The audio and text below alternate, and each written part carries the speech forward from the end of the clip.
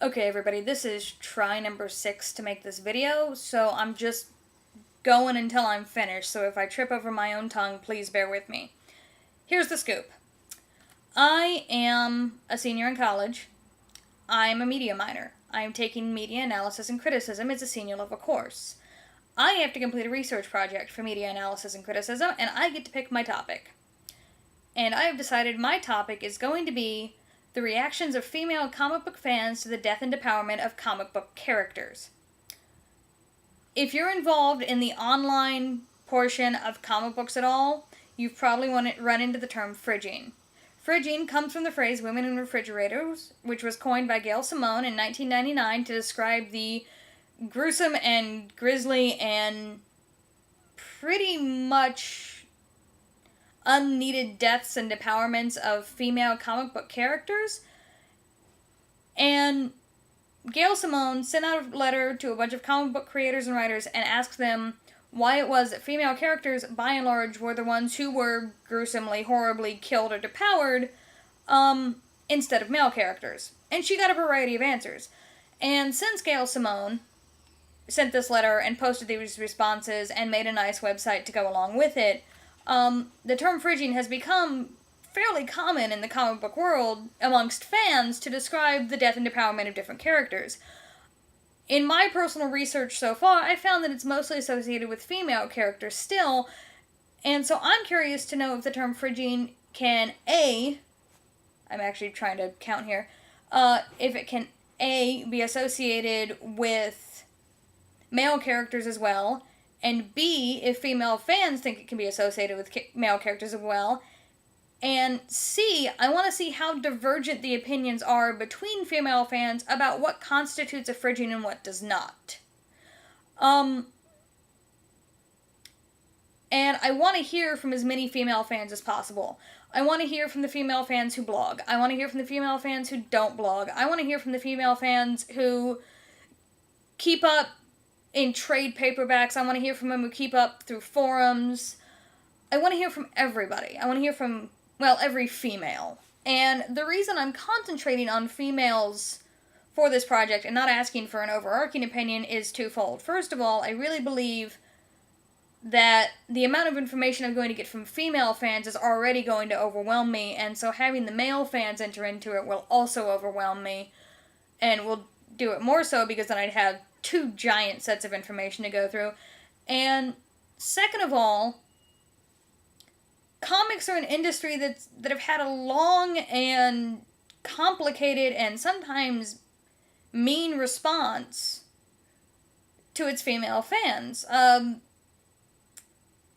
There's been a lot of assumptions by a lot of different people about how female fans think and how they react and what they want to see, and I still recall in 2007 when Don DiDio stood up in the middle of a con and said Stephanie wasn't really a Robin, and, the female fans were pissed, and I'm sure there were male fans that were pissed, and rightly so on both counts, but it was felt that one of the reasons that DiDio said that and said that Stephanie's death was important because it caused other people to mourn was because Don DiDio wasn't taking the female fans seriously. And it's not just DC, I want to be very clear on this.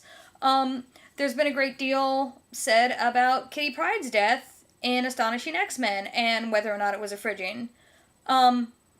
Because she did die, and some people felt it was an unnecessary death, and other people felt it was a heroic death, and so that's what I want to see. I want to see the different viewpoints that can come from the female fan base in comics, and I believe show at the end of this project that we don't all just line up on one side of or the other of an issue, that we're willing to talk about it and discuss it and debate it and have our own opinions about it, because there are still people who think that all female comic book fans must only read female heroes, that we all basically agree, and so I'm doing this project because I have a project assigned to me, and I'm also doing this project because I want to see what fellow female fans think about comic books, and to do it in a way that the information can be collated and represented, so that I can say at the end of this project that well, 20% of fans thought this, 5% thought this, and so on and so forth. And this is, I want to make this very clear, this is not planned for any sort of publication. I'm not looking to make a buck off of this. I'm not looking to dig for answers that are going to make me sound good. I'm looking to represent a portion of the comics fan base that interests me as a reader of comic books. And so that's the basic pitch. That's the basic pitch. I can't believe I just said that, and I said this was going to be my last recording. That's my basic pitch. I want to know from female comic book fans how they feel about death and depowerment in comic books. And as this project goes further, I will be explaining my methodology for this project, and this will all be on the blog that I've created to grab my information. It's comic_chick at .livejournal.com. And that's what I've got. That's what I'm doing. I want to hear from all the female fans, and I will be gathering the information in such a way that I'm going to be screening comments on LiveJournal. That's how that's going to happen. When I put up a survey and I ask for your opinions, I will be putting a screen on all the comments so that all the answers can stay as impartial as possible in hopes of getting answers that are as true as possible for each individual. And I'm saying that to you now because it seems like a good idea to let you know part of my methodology so you can decide if you want to be part of it. And so that's what I've got.